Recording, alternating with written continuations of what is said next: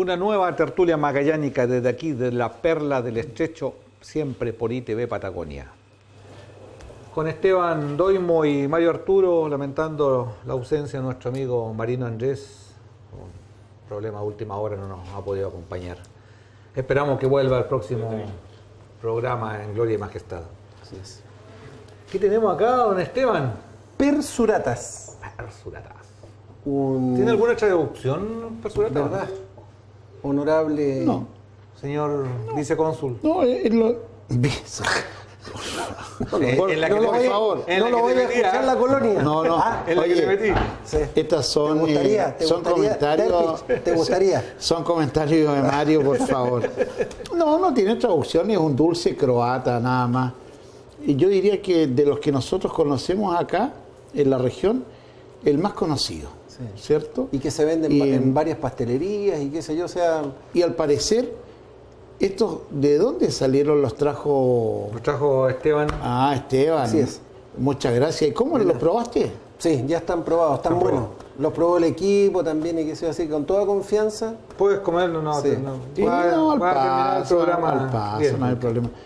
Digamos que están hechos con papa, tienen nueces, tienen pasas, algo de licor. licor, Vermú tiene. naranjita, y esto está frito. Y esto se Y fríe. cuando se le pone azúcar, así como se le puso a esto, queda muy bueno. Mi tema no es glandular, es porque me gusta esta cuestión. Sí. Un leve parentesco con un milcao, ¿viste? Una papa de base. ¿No es cierto? Pareciera... Ah, pero el milcao no es sí. dulce. El milcao no es dulce. pero un parentesco lejano, digamos. Bueno, yo creo que bien cercano, no lejano, porque si tú ves cómo está conformado la isla de Chiloé, cómo está conformada las islas de Brach, que dice Split, para mí Split es similar a Puerto Montt y Brach similar a la isla A la de isla Chiloé. grande. Claro, sí. Y por eso, yo creo que esa es la razón por la cual se llevaron muy bien, ¿cierto? Chilotes y croatas hicieron una muy buena mezcla. Los yugolotes. Bueno, digamos croalotes mejor.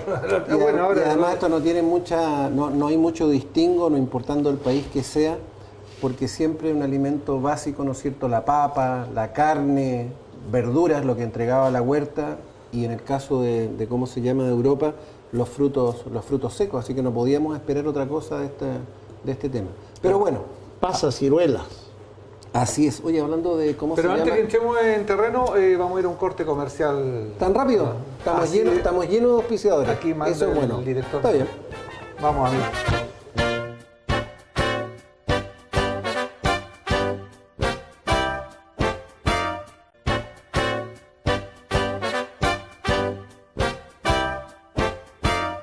Volvemos después de esta tanda de comerciales. Ya le rellenamos el plato a Mario por si acaso. Sí, segundo plato que lleva. Y se comió todos los del equipo que están ahí detrás de cámara, para que no te haga el artista, porque tu esposa, quién sabe qué va a pensar, decirme, oye, mi esposo a gusto y cuidando la línea. No como Mario, por ejemplo, no ha tocado ni uno todavía. Bueno, No los probé, no soy nos de esa quedamos en clase. las comidas. Tú, antes de ir al corte, mencionabas las ciruelas, y a mí me parece que una de las cosas típicas de los croatas igual, es que las pastas, no sé, los tallarines, bueno, a todo el mundo le pone una hojita de laurel, qué sé yo, pero las ciruelas. Ciruela. Ah, tiene, yo no sé si será en Italia, qué sé yo, pero los croatas típicos que le van poniendo ciruelas a las pastas y le da ese toque como se llama especial. Yo no recuerdo, me lo recuerdan mucho una talla de muy niño cuando íbamos a pasear a Punta Arenas antes de venirnos a vivir. Nos invitó una tía a comer y había espagueti con ciruela. Con ciruelas. Saliva. Ah, ¿Así es? dije algo que me marcó y que todavía se acuerdan. Mira, Claro, de lo raro de esta combinación.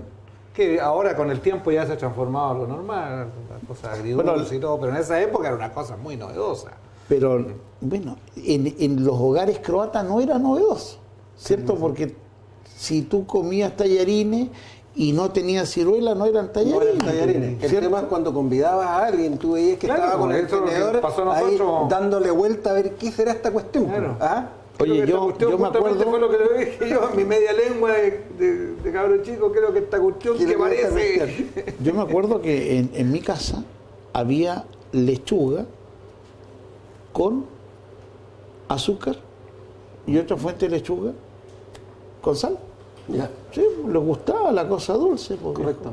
¿cierto? Y respecto a la ciruela, que es sliva en croata, acuérdense que hay un licor, Sí. que se llama slivovica. Oye, hablando de licor, partamos por el inicio de todas las comidas, los aperitivos, que en definitiva en la zona ya estamos usando, ¿no es cierto?, el famoso calafate sour o el ruibarbo sour, pero Mario, este tema del pelinkovac, que es una cosa, ¿cómo se llama?, croata, eso es un licor en base a frutas, pero no hierbas, solo frutas. hierbas, Hierbas. ¿cierto? Entonces es más parecido al araucano, diría yo. Es como un bajativo. Bajativo, digestivo, claro, como digestivo. el antiguo Fernet, ¿Pero ¿cierto? qué fruta usan? Porque, perdón, ¿es hierba y con fruta igual? ¿O yo confundo los No, licores y porque hay lo que es de varios- pera? Varias hierbas, varias hierbas. varias. Pero el licor, yo diría que más tradicional, slivovica, ¿cierto? Que es el licor de ciruela, aguardiente de ciruela. Y eso lo Slivovica. fabricaban acá en su tiempo, porque después empezó a llegar... No, aquí no se fabricaba, sino que el slivovica,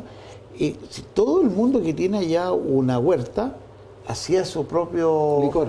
aguardiente de ciruela. Pero acá en Punta Arenas también.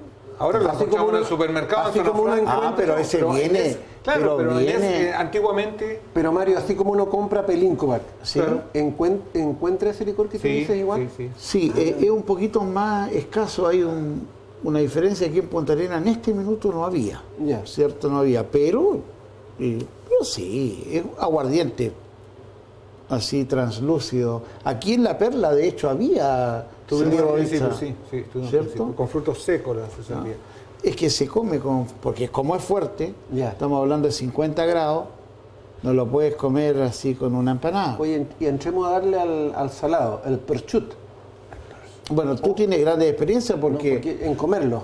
Ajá, bueno, O en mi abuelo que no le toquen los jamones. por ejemplo... Porque de repente llegaba mi papá con los amigos y uno abría un galpón y tú veías un montón de piernas de jamón y al principio yo no entendía ¿Por qué lo guardaban tanta tanto? preocupación. Cuidado con sacar las piernas. La maduración. La maduración, así es.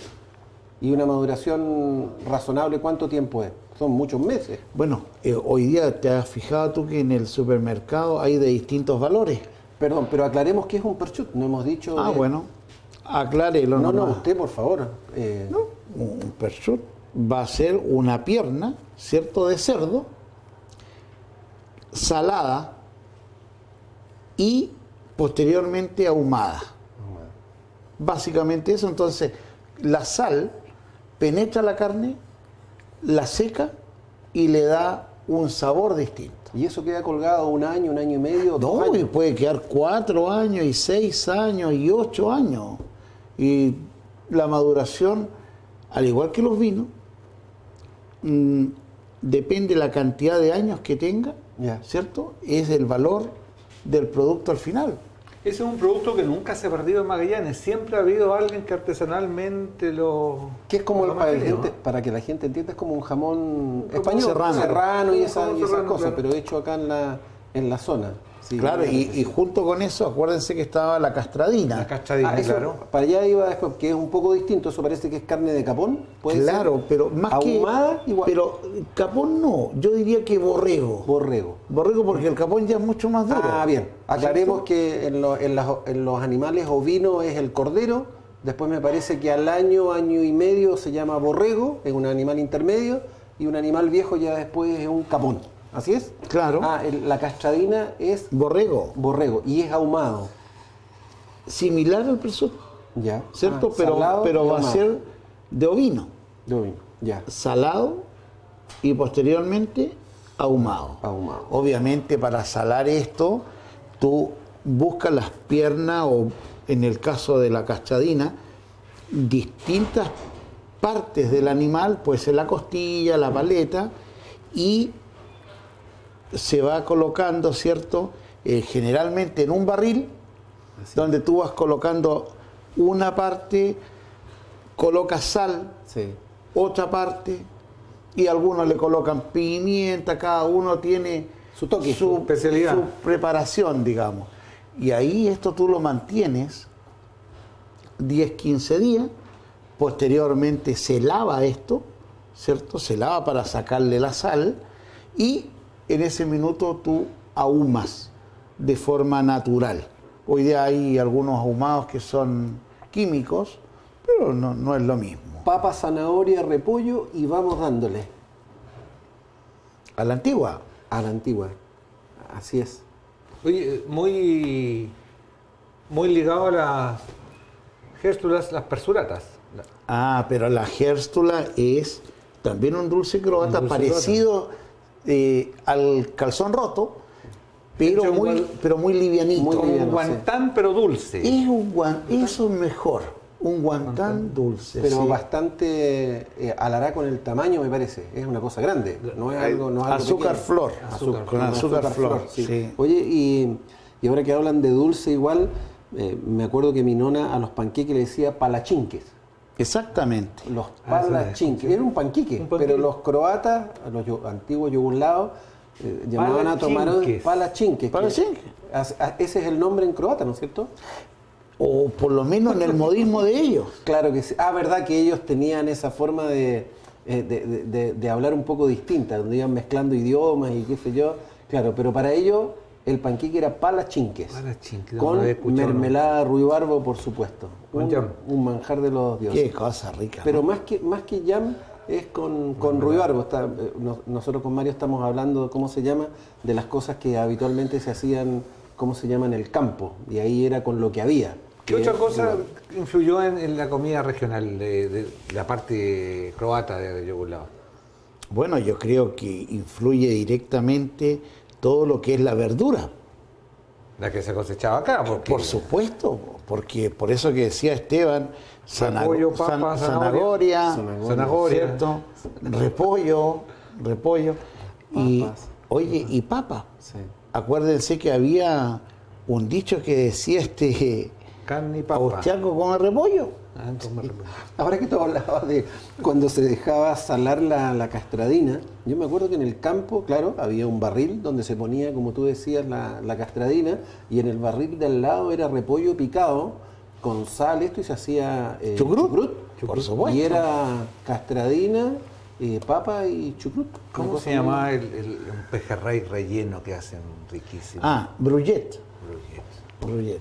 No necesariamente tiene que ser pejerrey. Ah, ya. No, Yo me pues, acuerdo en mi casa mi padre le gustaba el pejerrey. Bueno, el pejerrey y hecho claro, el rollete en el fondo es un pescado, ¿cierto? Que tú lo haces, lo preparas a la olla y tiene tomate, claro. aceite de oliva, tiene repollito Iba enrolladito. y me acuerdo bueno, los niños envueltos. Ah, niño envuelto. Acuérdense, Exquisito. el niño. Carne molida, arrocito, arvejita y se envolvía en una hoja de repollo. Un manjar. Repollo, todo con repollo, por viejo. Bueno, y después llega la gran influencia de la comida de Chiloé, y ahí se mezcla, bueno, la papa sigue siendo la reina. Sí, por la papa y todos los Bueno, ahí viene todos la los cholga dulces, seca. todo lo que es la fritanga, todo tú sabes que la gran diferencia entre la cocina de Chiloé y la cocina europea está, uno se hornea las cosas y la otra son fritas. Sí. Hay manteca. Claro. A un Y gas. vamos poniéndole manteca y vamos haciendo cositas. Bueno, Pero los elementos esenciales son los mismos. En programas anteriores veíamos esos contundentes desayunos de las faenas de trabajo en el campo, donde en la mañana tempranitos tienes chuletas que están fritas. Eso acompañadas. ya creo que no existe, ¿no? Yo creo que en algunas estancias Debe ser. antiguas, si Lo que no, pasa es que ya no tienes, si no existen. tienes chuleta y porridge, la cosa no anda. No anda. Y que No cuando se tú esquila. hablabas de, claro, cuando hablabas de fritura, a la hora de 11, si no llegaba esa sopaipilla que parece... Churrasco. Era una, El churrasco, que era era una una cuestión sopaipilla grande que grande. la he visto en Chiloé también, era la sopaipilla, frita y qué sé yo. Yo creo que las faenas separan, ¿cómo se llama hoy día? Bueno, hay que entender que la gente en el campo trabaja duro desde muy temprano. La faena de esquila es una cosa agotadora, ¿no es cierto?, que consume mucha energía y la gente tiene que comer bien. De hecho, los grandes problemas, me acuerdo antiguamente, que se suscitaban en esta faena era normalmente por culpa del cocinero. Yo recuerdo haber tenido que bajar al pueblo, a Porvenir, a cambiar el cocinero porque los esquiladores no estaban de acuerdo con cómo nos cocinaba pero el gallo. el cocinero siempre ha sido fundamental. Exactamente. ¿Sí? ¿Ustedes se acuerdan de este sindicalista magallánico conocido como Tres Papas, no? No. ¿Natalino? ¿Se acuerdan? Sí, pues, ¿cierto? Porque sí, hay, bueno, hay toda segunda y tercera generación de los Tres Papas. exactamente, y Tres Papas justamente por el tema de la comida Ya. en la estancia. ¿Cierto? ¿Qué es lo que se va a comer? Hay una historia muy bonita ahí detrás del... De la exigencia de que cambiara de 2 a 3 papas el plato. Mira tú. Claro, Bueno, no, con vamos la a cazuela una- con 3 papas. Claro. La No, cazuela con 3 papas. Sí. Vamos a una cápsula, muchachos.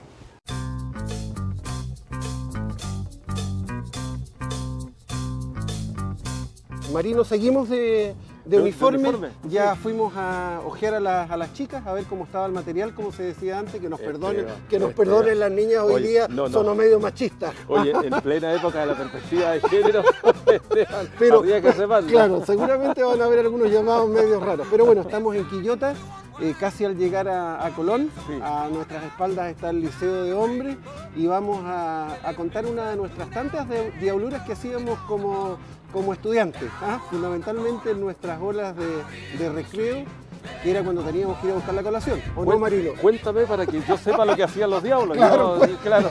Cuéntame, si Marino era uno de los tantos que seguramente se descolgaban de estas ventanas. Estas son nuevas, pero había Son otras nuevas, antes. eran de madera y eran eran batientes, nobles. ¿no es cierto?, Eran nobles. de madera. Sonaba Sí. la campana para el recreo. Tenían que haber algún voluntario que salte a la calle y tenía que partir corriendo 2 cuadras hacia nuestra derecha, donde hoy día está el Café Inmigrante, que estaba en el almacén y carnicería de don Ivo Ivanovich. Ivo Ivanovich, Ivanovich. ¿ya?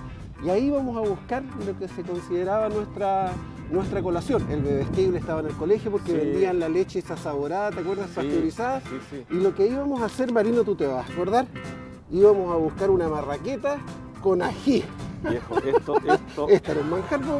esto a las 10 de la mañana, ¿no es cierto? Después de 2 horas de matemáticas que te estaban machacando la cesera con las matemáticas, esto era como comerse hoy día un plato de centolla. Claro, ¿Ah? no sé si hoy día alguien será capaz de comer esto. No, y después la vinagrera toda la tarde, ¿qué quieres que te diga? ¿Ah? Y con esta cuestión, imagínate después del Festival de las Pinillas. Oye, Marino, y claro, esto traía consigo una serie de riesgos. Primero, Sí, pues. siempre tenía que haber un voluntario. Claro. ¿A quién le toca saltar hoy día? Sí. Porque no era un tema menor, esto era como No, salir del es que- regimiento no. y que nadie te escuche. Tenías que saltar por la ventana, tenías que correr y que te atienda don Ivo rápido, porque había muchos alumnos que estaban haciendo lo mismo. Después pero tenías que espérate. pegar la vuelta, Sí. y déjame terminar. Y después que algún chistoso no te vaya a hacer la talla de cerrarte la ventana y hacerte sufrir, o bien pasaba el inspector y decía, ¿por qué está la ventana abierta? Ciérrela, y tú estabas abajo en la calle, ojalá te vaya el inspector para que yo pueda volver a entrar al liceo. Mira, aparte la cosa no era rotativa, ¿eh? La cosa era elegir a aquel que fuera más arriesgado, tipo MacGyver, que esté dispuesto a ir. Y el hecho, y esto generaba una suerte de mini sistema económico, porque evidentemente el que iba y el que estaba dispuesto a ir, cobraba. Claro que sí. Entonces ese comía gratis, ya ese colocaba la mano de obra. Y La mano invisible del mercado. la mano invisible del mercado. Lo otro que hay que considerar que muchas veces tú tenías, estas salas correspondían a un curso y tenías que entrar en tratativas con los dueños de la sala, por así decirlo, ¿verdad? los cuales también sacaban su tajada. ¿Verdad? Porque uno Ya. dejaba pasar a gente de otro... Dejaba pasar a gente de otro curso. Claro que eso, sí. eso también tenía una tarificación especial. De ahí, como tú bien decías, correr, había que reunir varias condiciones, volver, y obviamente a más de alguno le pasó, a mí me pasó que una vez me cerraron la ventana y no pude entrar. ¿Ya? Y en esos casos también cundía el objetivo principal, y cuando no podías entrar, al menos tú salvabas el producto y tirabas los panes para adentro, alguien los agarraba. ¿Cuáles eran las posibles? Había otra salida que era por el internado, la Serena Educación actualmente por la calle Ecuatoriana, Ignacio Carrera Pinto. Por ahí tú también podías salir y podías entrar. Ahora, los que eran, digamos, tenían virtudes de diplomáticos, de canciller, Eso entraba por la puerta principal. Exactamente. ¿Y usted en qué anda? No sé cómo, pero entraba. Entrabas por la puerta principal. Y el otro que había que considerar, el rol de los inspectores, porque quienes tenían que cuidar, ¿no es cierto?, que estas cosas no se produjeran, eran los inspectores. Pero al fin y al cabo, con los inspectores nosotros éramos compañeros de la misma clase social. Claro que sí. Ellos, digamos, también tenían apetito al igual que nosotros. Y qué duda cabe que sabían dónde andábamos. Sabían dónde andábamos, y entonces algunos inspectores, hay algunos inspectores que incluso nos enseñaron más que algunos profesores. Yo me acuerdo, por ejemplo, del señor Borque, me acuerdo del señor Ugarte, y puntualmente me acuerdo una cosa con el señor Borque, una vez que yo desaparecí de clase por 3 días más o menos. Uno siempre tiene problemas, entonces no podía venir a clase. Y el señor Borque me dijo, ¿qué pasó en estos 3 días? Si me dicen la verdad, yo te dejo entrar. Delación compensada. Claro, si me dicen la verdad, yo te dejo entrar, porque ellos daban los pases para echar. Y ahí, esa era una enseñanza. Don Antonino Reyes Era el rector. El rector, y fue en algún momento, verdad que fue inspector general hace mucho tiempo, y creo que cuando estaba yo en una parte fue rector, y me acuerdo que llegaba la famosa tropilla de Jankovic, Ursic, Pérez, Karelovich, Cabezas y Tafra. Nos mandaban a la rectoría porque no por bueno. Y cuando el rector, que había estado en el liceo cuando estaba mi padre, me veía y claro, nos miraba, los retaba a todos, pero me veía y se acercaba y me decía, Tafra, con usted tiene que haber habido algún error. No puede andar metido con este tipo de gente, váyase a su sala. Y al resto lo dejaba y yo era el más malo. Claro. Ahora, bueno, hay que decirle a los telespectadores, bueno, no creo que nos vean, nos estén viendo adolescentes, porque esto es para gente ya de edad un poco más avanzada como la nuestra.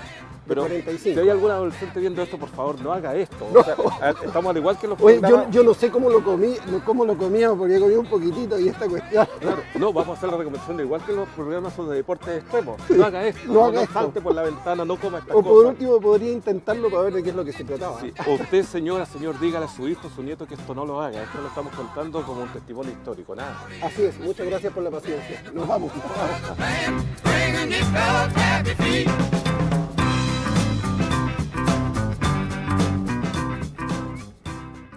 Bueno, volvemos aquí hablando de comidas y de bebidas. Oye, de comida yo creo que el gran aporte de la isla Chiloé ha sido el curanto. El pulmay que hoy día estamos más que tú. Eso es un curanto en olla. En olla, claro. Que el que se usa, porque aquí... Claro, el hoyo es solamente para los festivales costumbristas, es difícil. Se va adaptando a las localidades. Oye, el curanto y todo lo que trae el curanto, que tú lo vas comiendo en forma independiente, porque te puedes comer los chapaleles, te puedes comer las cholguitas. Oye, ¿cómo se llaman las chochocas? El pancito que hacen. El enrollado. No, pero lo mejor del curanto es el caldo. El caldito. Recomponedor. Ese pancito con chicharrones. Oye, una anécdota, una vez en Bariloche me convidó un amigo, me dice, Esteban, vamos a ir a comer un curanto. En Bariloche, ¿dónde va a sacar un pescado, un marisco?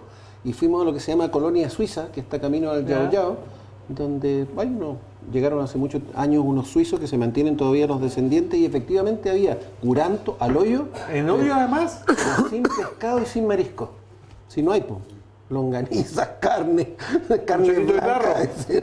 Claro, chorito de tarro. Calabazas y qué sé yo. Con puré tipo salmón. Claro, él me dijo, por eso yo me voy a comer buenos curantos a Puerto Monos, Chiloé, porque ahí hay marisco y pescado, pero acá Esteban es con carnecita solamente. Con pura carne. Sí. Oye, y el cordero, no podemos dejar de hablar del cordero, y en algún momento igual lo tocamos, que la gente tiene la creencia de que siempre el cordero se hizo al palo en todos lugares, y el cordero al palo es una comida de una gran faena, normalmente cuando se ponía algún tijeral, cuando se iniciaba la esquila, cuando se terminaba la esquila, cuando había alguna faena grande de arreo, una marca, el dueño del campo, qué sé yo, para la gente, 1 o 2 corderos, y vamos comiendo cordero al palo, porque en realidad lo habitual es el cordero al horno, asado al horno, bien adobadito, por supuesto que con papa y lechuga y nada más. Y la gente piensa que el cordero tiene que ser única y exclusivamente. Y acordémonos que la carne acá en Punta Arenas se faenaba, ¿cierto?, exclusivamente en una época, que era en el tiempo primavera-verano. El resto del tiempo tú comías carne congelada. Siempre se comió carne congelada acá. Y el cordero se congelaba lo menos posible, porque el cordero se vendía de inmediato y se comía en un periodo muy cortito. Siempre comíamos nosotros capón y en algunos casos borrego. Ahora ha cambiado la manera de tener el plantel. Sí. Cierto que es más cordero, tú ya capones no tiene, la oveja tiene menos años en el campo, hay todo un manejo. Incluso la tecnología hoy día te permite que en época que no están los corderos, tú puedas comer carne entre comillas fresca, porque están estos sistemas de envasado con atmósfera controlada y puedes comer, ¿cómo se llama?, comprar un cordero entre comillas del día en junio o julio, porque están envasados con atmósfera controlada. Una cosa súper interesante. ¿Y con qué acompañamos todo esto? ¿Con chicha manzana? Con chicha de manzana, un buen tinto del blanco. ¿Licor de oro? Es buena, licor de oro como tema, la, oye, es un y tema la argentino. mistela. No, licor de oro de Chiloé. Yo lo Pero la conozco mistela y el licor de oro es lo mismo. No. ¿No? La mistela es como un enguindado, un enmurtado.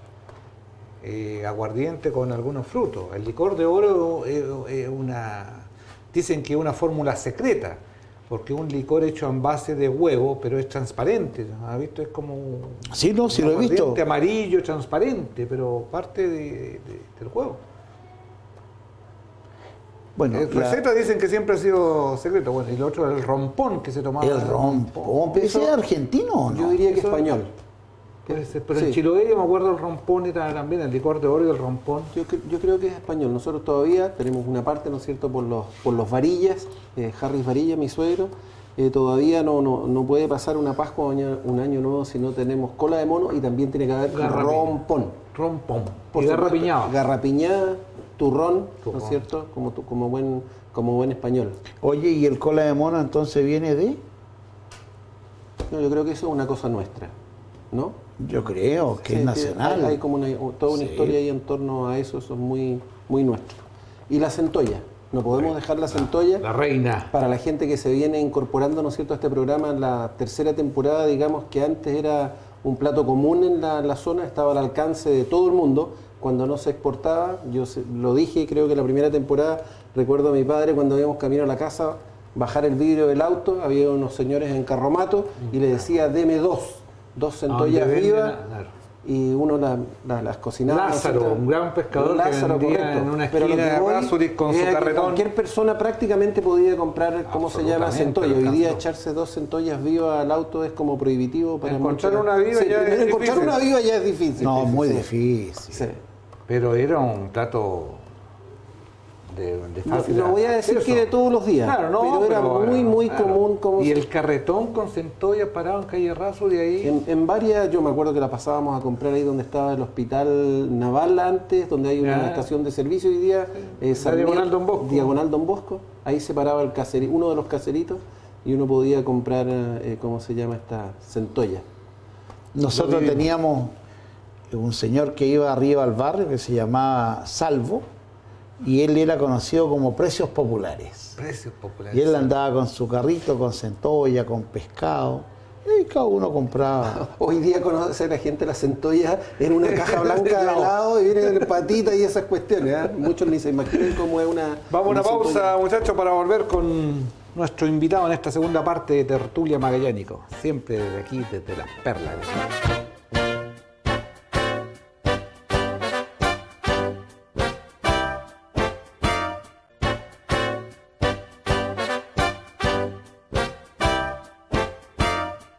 Después de estos comerciales volvemos aquí a la Perla del Estrecho con Tertulia Magallánica en esta tercera temporada. Y vamos a hablar de brujos. ¿Hay brujos o no? Dicen. Bueno, para eso le invitamos a usted para que nos cuente. ¿Hay brujos en Río Seco o no, don Roberto Sar? Bienvenido. Hola, muy buenas noches. Muchas gracias por la invitación y gracias por acordarse de los sectores rurales, de Barranco Amarillo, Río Seco, Pampalé, Loteo Varillas, que muchas veces estando tan cerca de la ciudad, tan lejos de los adelantos, de lo que pasa, de los adelantos que tiene la ciudad misma. Tenemos, por ejemplo, acá en el sector urbano, poblaciones que se inauguran recientemente, pero que tienen hoy día con la modernidad todo lo que tiene que tener una población: alcantarillado, agua potable, electricidad. Y estos sectores que tienen más de 100 años, que son pioneros, muchas veces carecen de lo mínimo de lo necesario para tener una buena vida. Así que muchas gracias por la invitación. Bueno, pero venimos a pasar los avisos aquí o venimos a hablar de... No, mira, primero agradecemos.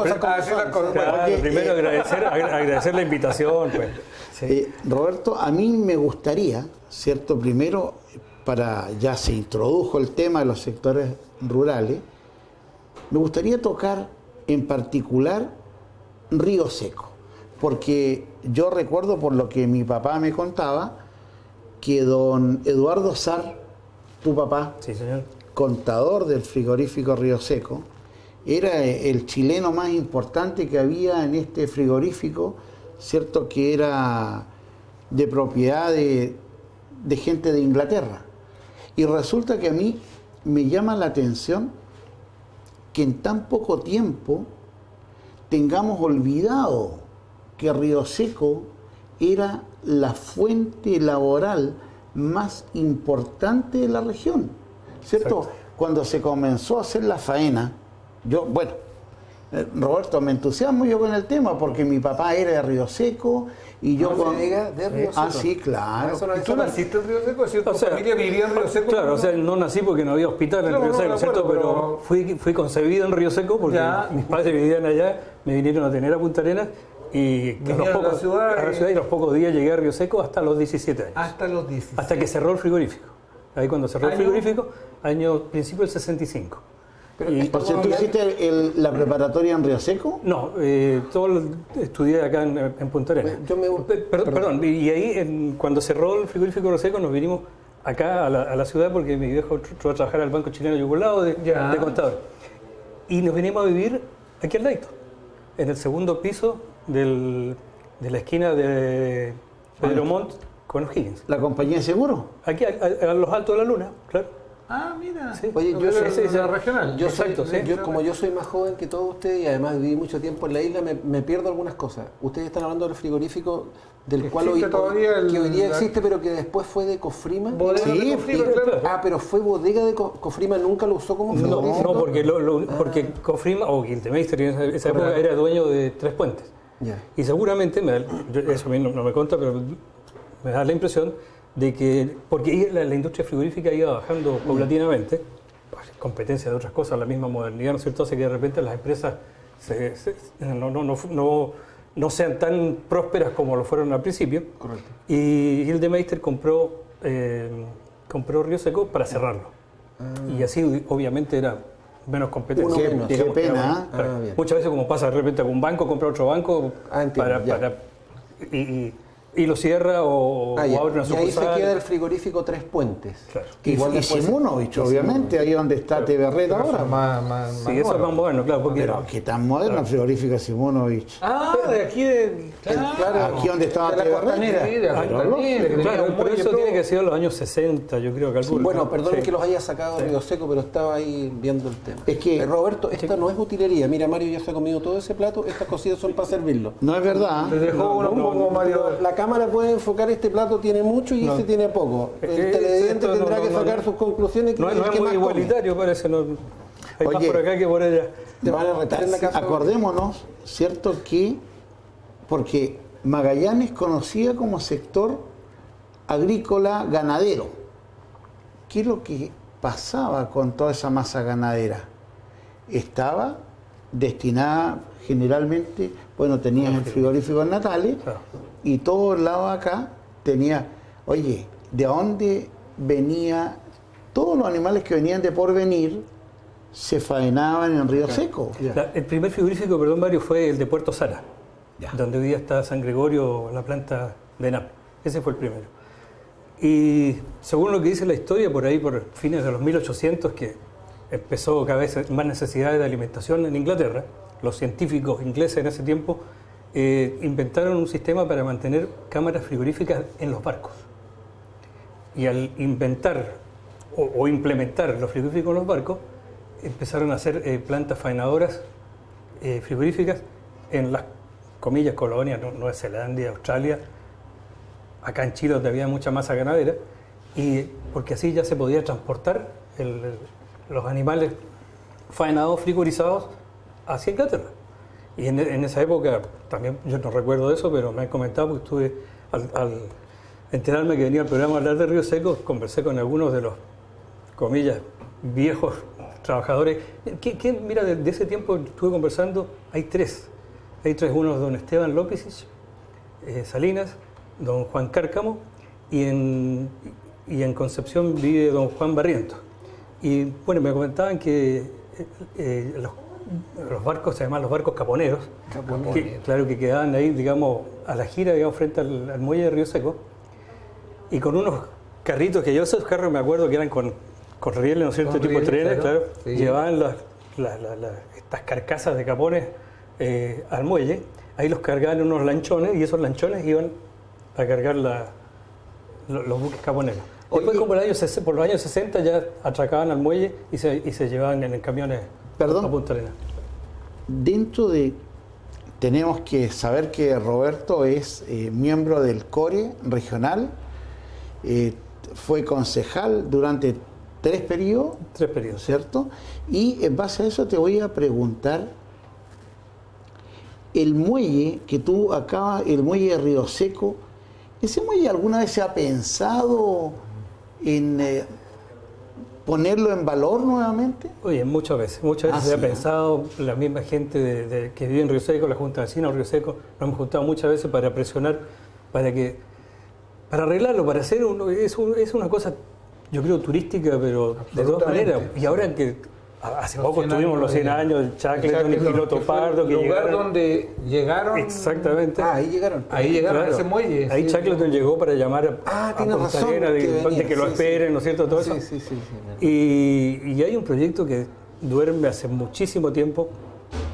Yo creo que este era el año para reflotar ese proyecto, que en el fondo remodela ese muelle, lo hace como era originalmente, no ya para uso de uso turístico, naviero, que tiene una costanera muy linda. Exactamente. Muy y era todo, digamos, el broche de oro, sí. La costanera sería... Incluso, digamos, era el muelle con una especie de semicírculo donde uno podía entrar caminando y pasar alrededor del muelle, y con vidrio para ver al fondo del mar, Macanú. Incluso la grúa que estaba en la punta del muelle se hundió, y me ha dicho gente de la Armada que sabe el tema, que esa grúa está ahí, obviamente está oxidada, ¿no es cierto? Ya no se puede usar como grúa, pero se puede sacar y ponerla ahí como recuerdo de lo que fue eso. Ahí, tú decías, los animales, por ejemplo, que llegaban a faenarse, llegaban de Tierra de Fuego, llegaban a ese muelle. ¿En cúter? Claro, en cúter, la gaviota, la goleta Diana, no sé cuánto eran. Y también, como te digo, de ahí se embarcaban las carcasas de los capones. Oye, Roberto, ¿y tú recuerdas qué cantidad de gente trabajaba en el momento más álgido, pic del frigorífico? La faena normalmente era de enero a mayo. Enero a mayo. Mucha gente que venía a hacer la esquila, terminada la esquila, se iba a hacer la faena porque se iba prolongando, digamos, partía en algunas cosas, seguía en otras hasta terminar en mayo, más o menos 300 personas. Que era, digamos, el momento... Y el poblado se creó en torno al frigorífico. Claro. Supuestamente, bueno, yo creo que no supuestamente, es así, el frigorífico se instaló ahí porque las máquinas, en ese tiempo máquinas a vapor, necesitarían mucha madera, y era un sector de bosque, de árboles y agua. Se hizo en primer lugar un tranque para almacenar agua en el río Seco, que es el río que atraviesa ahí donde está ahora el retén Nuevo Río Seco, y donde está la planta de la Standard Wool, ahí cruza el río Seco. Y ese tranque está todavía, pero ya no es el mismo. Y uno, cuando pasa hacia el aeropuerto, digamos, mira a mano derecha, pasado la escuela, se ve ahí el tranque que está ahí ahora, lo ocupa la Standard Wool, y creo que Simón, y también el frigorífico. En ese tiempo recuerdo que había un acueducto, no se puede decir, que era de cemento, que llegaba hasta el frigorífico. Yo creo que por eso, por la madera y por el agua, se instaló ahí. Y ahí partió el pueblo de Río Seco hace más de 100 años. En 1905 fue la primera faena de Río Seco, hasta en 1965. O sea, en el fondo fueron 60 años de trabajo. Y tú siempre estuviste ahí hasta que cerró el frigorífico. Hasta que cerró. tengo entendido que tú estudiaste en el San José. Sí. ¿Y cómo te venías tú todos los días? Porque todo esto de vivir en Río Seco y estudiar en Punta Arenas... Bueno, son otros tiempos. Son otros tiempos. Como ¿cierto? hoy día deben ser 12 minutos. Claro, pero también tenía su ventaja. Yo creo que por ser haber menos gente, habría menos maldad, menos delincuencia. Desde los 6 años, yo esto te lo digo porque a veces cuando veo bailones de 14, 15 años que los van a dejar a la colegio, lo van a buscar, yo desde los 6 años, a las 7:15 de la mañana tenía que estar en la puerta del frigorífico. Nosotros vivíamos, mi papá le dio casa, tenía casa adentro, más cerca de lo que hoy es el camino, la ruta, que en ese tiempo no existía. Tenía que bajar caminando hasta la puerta. A las 7:15 pasaba la micro, que era la del Loco Levet o la de Novoa. Oye, ¿y Santucci era anterior? Parece que era antes, sí. Ya. Sí, Levet y Novoa. Y al final era del Chilote Ojeda, Francisco Ojeda, en los últimos años que yo estuve, los 60 y tantos. Y de ahí también era una odisea, porque el camino de tierra, malo en invierno. En invierno, barro y todo. Normalmente demoraba 45 minutos.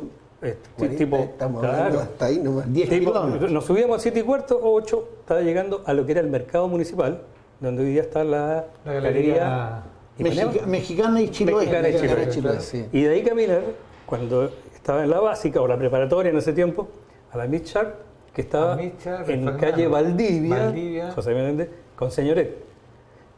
Invierno, frío. Yo, todavía tengo de repente la memoria de ir caminando y con la pera tiritando de frío, que uno no lo puede soportar. Claro que sí. Entonces digo, desde los 6 años, todos los días eso, ida y vuelta, ida y vuelta. ¿Y te mandaron alguna vez al subterráneo ahí donde Traté de que no.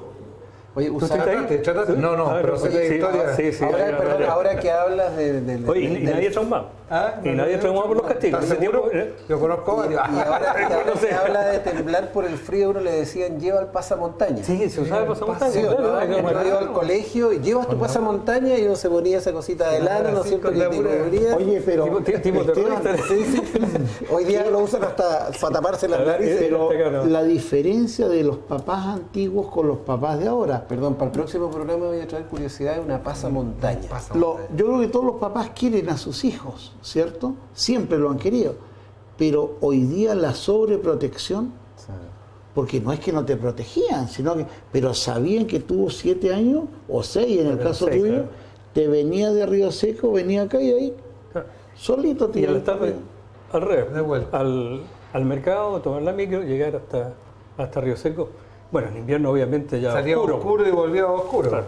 Así que son cosas que yo creo que en el fondo eso lo va templando, digamos, también a uno en la vida. Oye, partieron el programa hablando de los brujos. Yo pensé que era por la discoteca, la casa de té, los brujos. Pero mira, mira qué interesante, claro, Esteban, bien. Sí, por eso se llama porque claro, hay leyendas, ¿no es cierto?, de que más que en Río Seco, en el sector de Barranco Amarillo, que habían brujos. Yeah.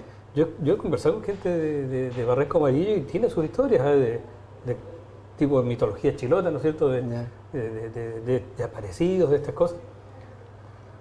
Como dice el dicho, yo no creo en brujos, Garay, pero que los hay, los hay. Pero es cierto, así es simple, ¿no? No era brujo, pero estaba la picada del diablo ya también. Pues. La picada del diablo. Un poco más arriba. Un poco más arriba, ¿te acuerdas de la picada del diablo? Donde estaba, frente a donde está la radioestación. Por ahí era, me acuerdo me parece que era el señor Sánchez. Y que era un asunto de baile, de tomadera. Claro, de las primeras. ¿Cómo se llama? Drive-in. Drive-in o what. Típico, eso era la primera. Cuando drive-in, porque uno llegaba manejando hasta ahí. ¿Verdad que los brujos eran driving los brujos? Driving los brujos, claro. Y ahí se dio como media competencia. Y un poquito más acá está On The Rocks. Eso no. Sí, que era de Mauricio Calcuta. Hasta el artista. Sí, On The Rocks, ahí, viejo, a la derecha. ¿Viste? Decano del... Los brujos, la picada del diablo. Y eso que falta marino. No, estaba para leñadura, ¿cómo se llama? No, esos son moteles. Pero otra cosa. Ese, usted dice el de la María Luisa. Las Teajas, no, donde hacían música y... ¿El señor Tregues? Sí, pues... La Pincoya. La Pincoya, famosa Pincoya. Por el otro lado. Claro, por el otro lado digo, pero eran los locales que venían... Pero él viene rápido. hablando de los locales de esa Tú pasaste época. Río que Seco. venían- Vino la escoba de una aguja. Roberto, la gente que trabajaba en Río Seco vivía en Río Sí, Seco. sí. ¿Y tú te acuerdas cómo era el régimen, De vida más o ahí. menos? Bueno, en ese tiempo era como vivir hoy día quizás en el campo. Era lo bueno que era de mucha amistad. Yo más te puedo hablar de lo que eran los niños, los jóvenes de la época con los que yo convivía. Digo. Bueno, los días durante el año era venir al colegio y la casa, y eso era prácticamente todo lo que hacía en la semana. Y los fines de semana era de fútbol. Y las vacaciones también eran de fútbol. De fútbol. Esos partidos interminables que empezaban a las 9, 10 de la mañana y terminaban Y el quizás a las último 9 de las 10 de la gol- noche. el último ¿cierto? gol gana. Organizado. Y lo que sí era de mucha amistad, todo. Fíjate que una de las cosas que yo creo que aprendí en la vida, con mi vida en Río Seco, digamos, es desconocer lo que son las clases sociales, las diferencias entre... Ahí todos éramos uno. Todos hijos de trabajadores, de empleados, trabajadores Sí. del frigorífico. Y nadie se fijaba, yo creo, por lo menos en ese tiempo, quién tenía más, quién tenía menos, lo que faltaba. Yo recuerdo haber visto mucha pobreza en ese tiempo también en Río Seco, o sea, casas sin piso, realmente carencias, pero yo creo que eso a nadie, digamos, le llamaba la atención como que era Mal visto. malo, mal Roberto, visto, claro, todo a era... nadie le importaba andar surcido. Sí, sí, El sí, tema era realmente. andar limpio y planchado. Sí. ¿Sí o no? ¿A cuántos nos surcieron las rodillas, esto, lo Los otro? codos, nos Pero ponían los el codos, cuero. el parche. Bueno, y Cuando después- uno andaba con parche era porque ya el chaleco había tenido hoyitos a ambos lados. Y todo se compraba el crecedorcito para que dure. Exacto. Sí, para que le sirva a los hermanos. Y con eso Y recuerdo ellos- nos vamos a una pequeña cápsula. Pero antes, Ya, no, te terminé, porque cuando hablábamos de fútbol, y ahí se hizo el del Club Deportivo Río Seco, que bueno, tiene muchísimos años, pero la serie infantil para ir a jugar en la Pandilla de mi barrio, Pandilla de mi donde barrio. hoy día está el Hospital Naval. justamente ahí dicen que partimos. Nos vamos a una cápsula.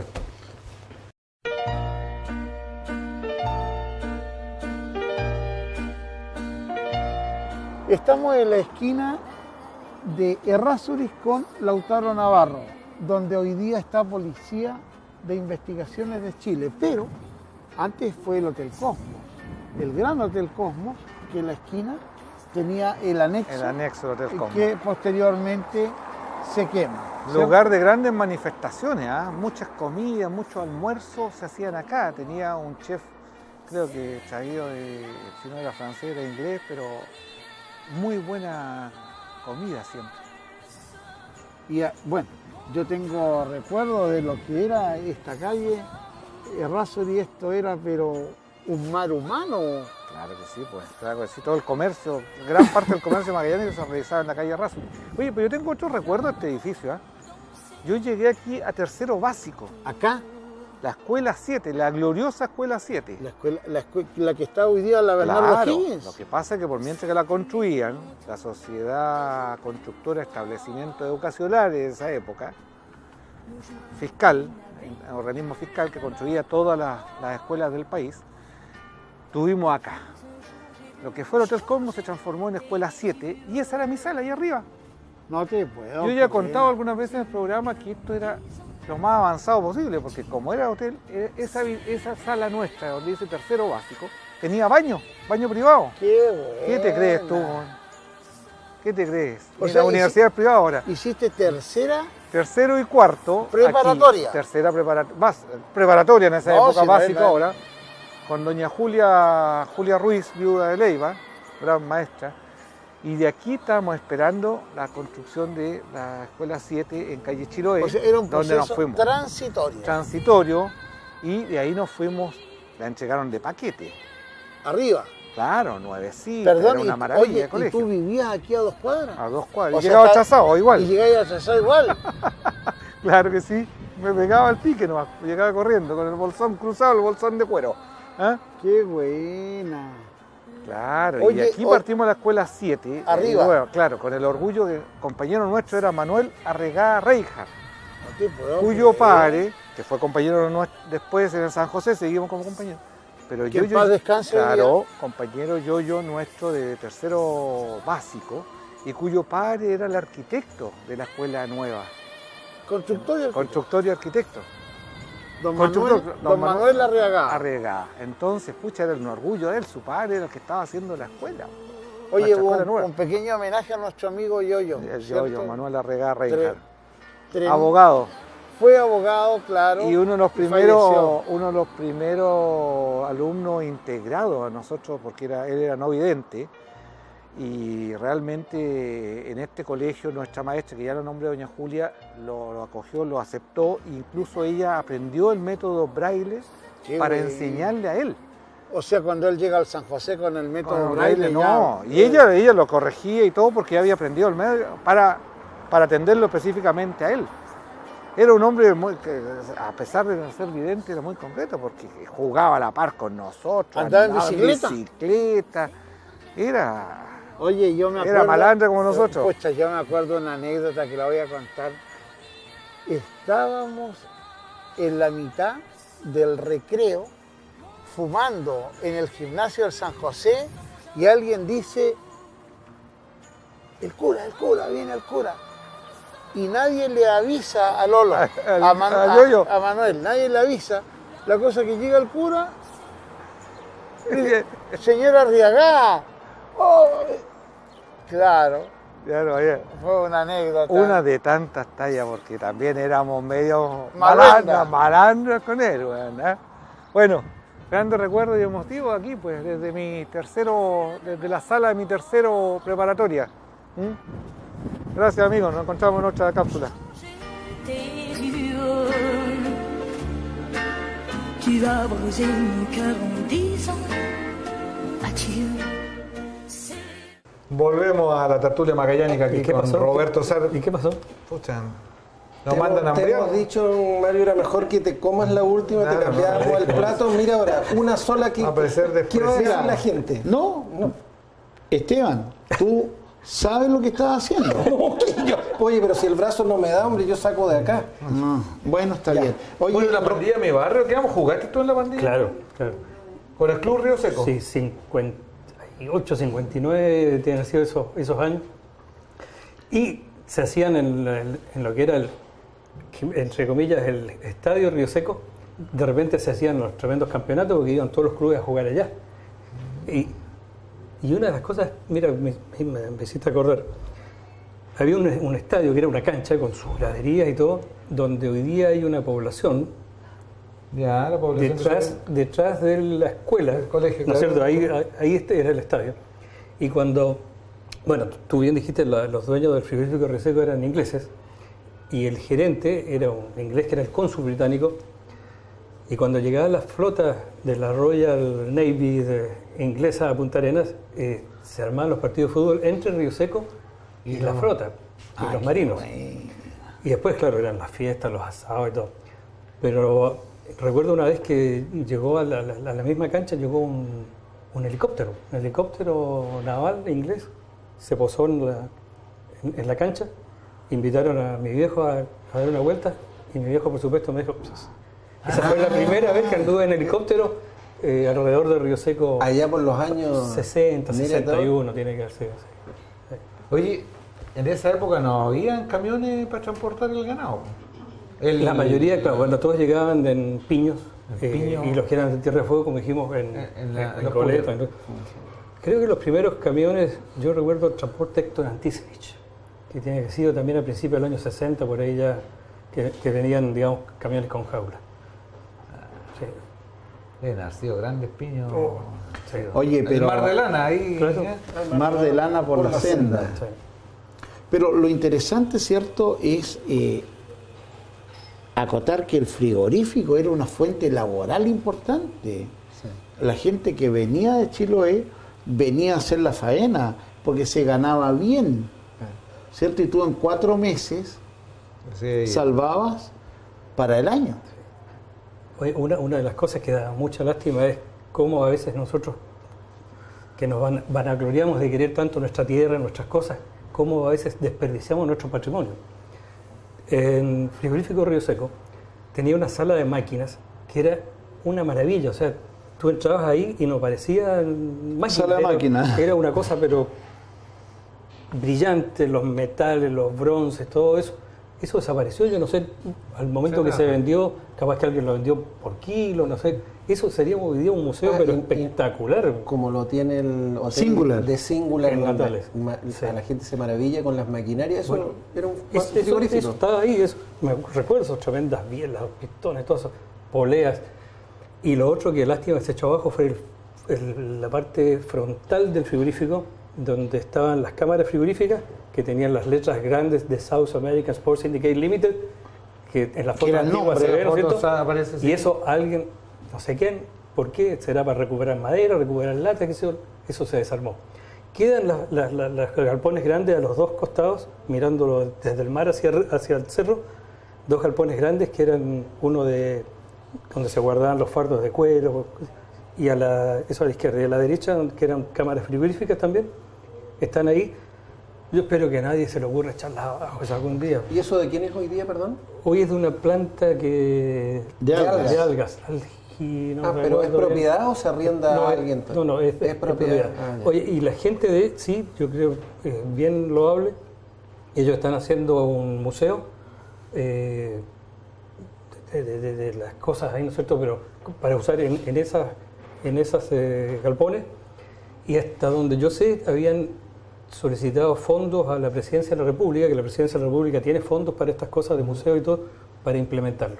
Espero que le haya ido bien, y si no le ha ido bien, bueno, a quien corresponda, mover un poquito los palillos. Oye, para poder Roberto, hacerlo. Hablando de mover los palillos, ¿qué hay de cierto que tú tienes mucho que ver con la pasarela de Río Seco? La que se está haciendo, la que se terminó ahora. O sea, no solo yo te digo, es un anhelo de muchísimos años, pero bueno, a mí me tocó ser concejal en el tiempo, digamos. Hace años que está la idea. Que empezamos a mover un poco más. Fíjate que a mí me tocó, yo entré a trabajar, volví a lo que era la Lanera Austral, a Standard Oil del año 2006, por ahí 2007. Y siempre en la mañana, digamos, veía cruzar niños a la escuela de los que vivían al lado del cerro, digamos, y la gente que vivía al otro lado cruzar para tomar la locomoción, la que viene a Punta Arenas de Ojo Bueno. Y siempre, bueno, el riesgo era tremendo, niñitos corriendo y todo. Y terminó. Y incluso cuando el camino era uno solo, no estaba la doble franja, la doble vía. Y el año 2008 recuerdo que comenzamos a hacer presión, digamos, desde la municipalidad.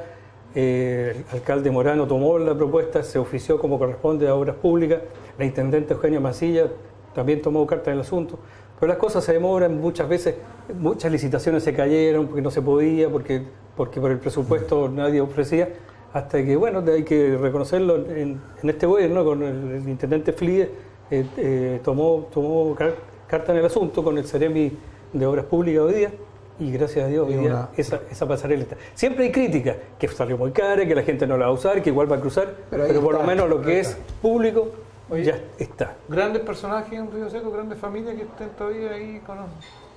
Yo creo que todavía, más que grandes familias, yo diría todos parejos ahí, todos cuando nos encontramos. ¿Algunos apellidos? Yo muy amigo de la familia Ruiz Bullosa, los Cerón, doña Nelly Slavich, que también muchos años vivió ahí, los Panicucci. ¿Panicucci vienen de...? Claro, Panicucci... Claro, la familia Panicucci, ahora no recuerdo el nombre de las personas, los Navarro, González, Checho González, un poquito más allá, llegando al... ¿Un almacén de la señora Olga Igor? Al otro lado, hacia Pampalé, ¿no es cierto? Es, no sé, claro, sí. Y ese mismo almacén está hoy día en la calle Pizarro, la tiene la hija de la Zulemita. Sí. Con esos recuerdos, muchas gracias. Un saludo a todos nuestros amigos que nos ven en y a los brujos. Río Seco y a todos los brujos. Mario, Mario, quédate uno para que nos despidamos. Ya. Mira, bien. La verdad es la única que he comido. Sí, la única. Ahora. Nos vamos de esta tertulia magallánica. Muchas gracias, amigos, siempre por ITV Patagonia y desde la Perla del Estrecho. Gracias, Roberto. Gracias a ustedes.